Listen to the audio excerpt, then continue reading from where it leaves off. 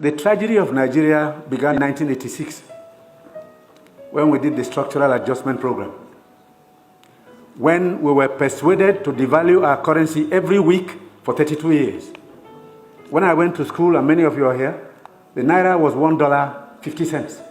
The naira was almost £1 sterling. They came here, persuaded some brilliant men from Harvard and the World Bank that weekly devaluation was wonderful. 32 years of devaluing your currency until we hit 527. And they were still telling us that the naira was still overvalued. That brought poverty, misery upon us. Then interest rates went to 30%. So nobody could build a factory, start a farm, produce anything, or create jobs. Because every time you bring in a shipload of rice, you also bring in a shipload of unemployment. Because you are transferring your wealth to sustain other economies. Somehow, Nigerians didn't notice it. So we became a nation of importers. Toothpicks. Each year it cost us $18 million. Importing toothpicks. Tomato paste, $400 million. So you talked about tomatoes now. One basket in town now is less than 2,000 naira. The farmers are losing money because the processors don't have enough funds to set up factories. They are going to do tomato paste. It's food-grade stainless steel. You can't just use anything because you'll be putting poison in people's stomachs. 2 factories have started off.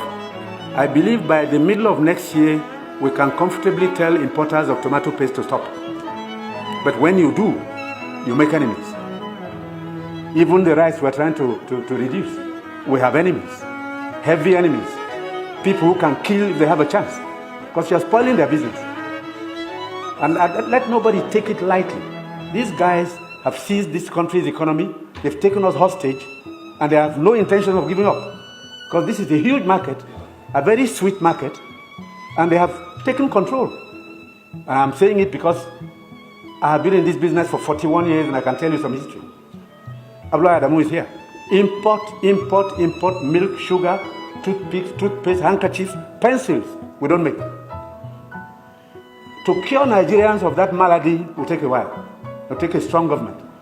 That's the truth. And they are not happy that we're cutting down.